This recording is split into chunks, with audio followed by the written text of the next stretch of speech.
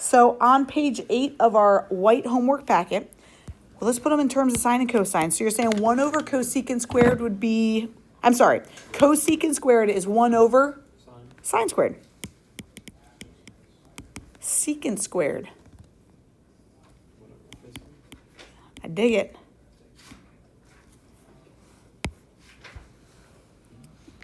Secant squared.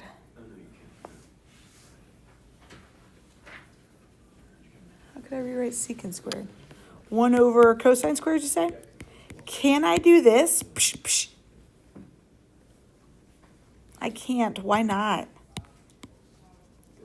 Yeah, because we're adding, and I would need to have every single, this would also need a cosine squared. If they all had a cosine squared in the denominator, I could get it out, but I can't. Gross. Guys, if I'm trying to combine things, I've got so many fractions going on, and my answer just needs to be one thing. Could I potentially combine these things? How can I? Yeah, I got to get common denominators, right? What would this guy need to have a common denominator with that guy? Cosine squared, right? He needs a cosine squared over a cosine squared. What does the right side need? Yeah, sine squared. So what's going to happen when I multiply these guys together then?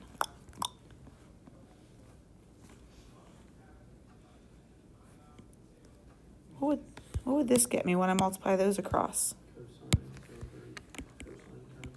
Good, just make sure we're talking squareds, right? Cosine squared over cosine squared sine squared.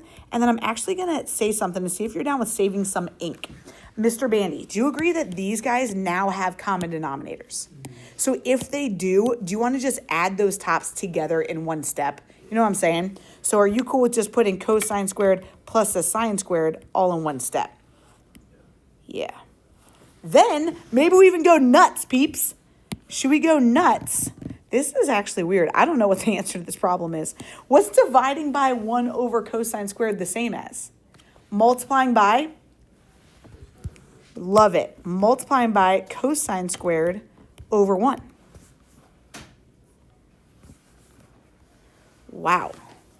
Oh my gosh, we did it. I see it. Guys, our whole goal is cosecant squared, but do you agree? I cannot do the following.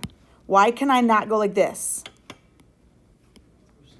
Still adding. Can't do that. But could I do this? Could I do that? Yes. Why could I do that?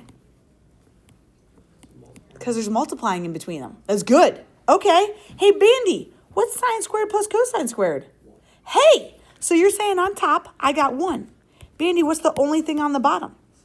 Hey, what's 1 over sine squared? Hey. Guys, I literally had no idea where we were going. Legit no idea.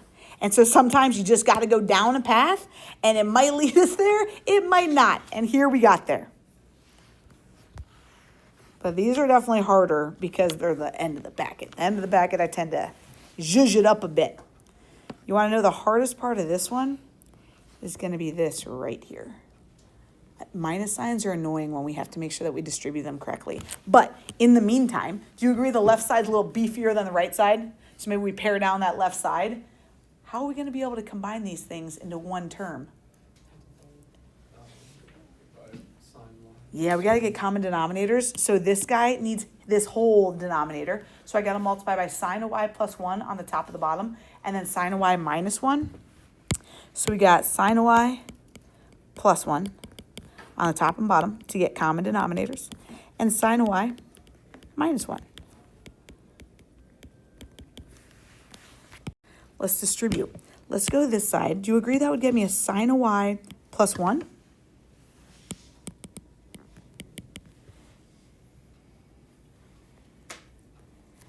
Over, what would that denominator get me? This is a conjugate, so things cancel out nicely. I'd get sine squared, so good. Oh, wait, on top? Yeah. Well, right here, I would just have sine. No, never mind. Yeah, that's okay. Yep, got you. I agree. On the bottom, we're going to have sine squared y. Then, minus sine y plus sine y, right? They're gone. Minus 1. Then I'm going to go ahead and just bring down this minus sign. I'm not going to mess with it yet. Then we've got 1 times the sine of y minus 1 again. So I'm going to say sine of y minus 1.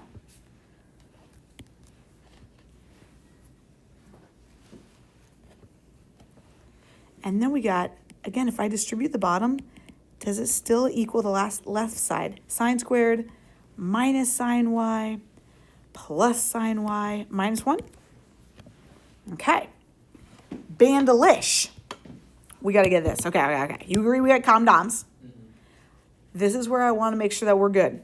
You guys, when we combine the top, don't I technically have minus sine y plus 1?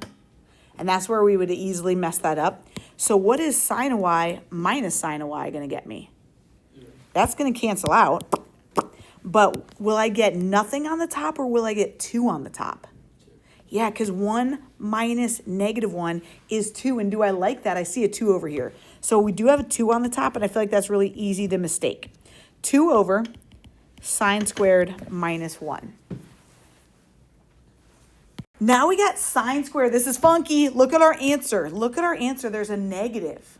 Sine squared minus 1. Sine squared minus 1. They mean that they want this 1 on this side. That means I got to bring my cosine squared to the right side. What would I have to do to that cosine squared?